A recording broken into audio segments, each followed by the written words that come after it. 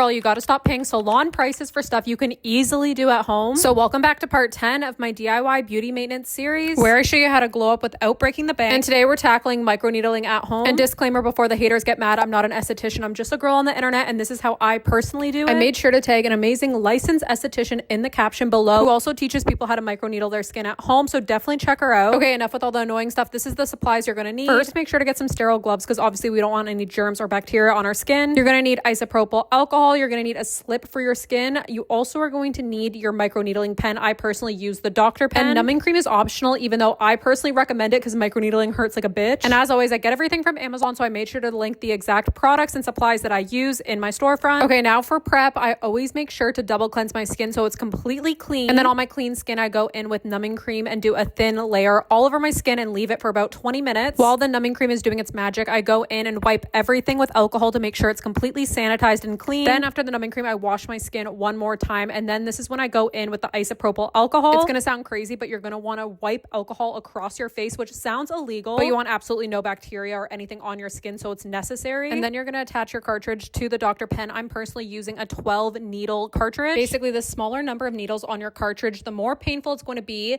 So my personal kit of Dr. Pen came with 12, 36, 16, a whole bunch of different cartridges that you could pick from. And then you never want to do this on dry skin, so I take my slip, which is usually just a hyaluronic acid mix, and rub it directly on my skin. I turn my Dr. Pen onto level 6 and keep it at level 6 the entire time. And I work in small sections of my face, so half of my forehead, my cheeks, my nose, my chin, etc. And I put the depths on screen of how deep I go for each section of my skin because it differs. But basically, I go in horizontal lines, vertical lines, and then I make small little circles on each section. And I'm making sure to glide the pen. I'm not adding any pressure, and I'm also avoiding any active pimples. You can see I avoided all the ones on my forehead. For my under eyes, I make sure to pull the skin a little bit below my orbital bone to do the microneedling. And I'm always super generous with the slip on my skin. I never want to be tugging or dragging the device because that will lead to scarring. And I just repeat those steps on every section of my face, the horizontal lines, the vertical lines, and then the small little circles. And as for aftercare, I don't wear any makeup, skincare, anything on my skin for at least 48 hours just to make sure my skin is having time to heal. And obviously the first few days of healing are a little scary. My skin is super red, tight, and dry, but these are my results after a week. My skin is glowing, hydrated, plump, and just looks overall really nice.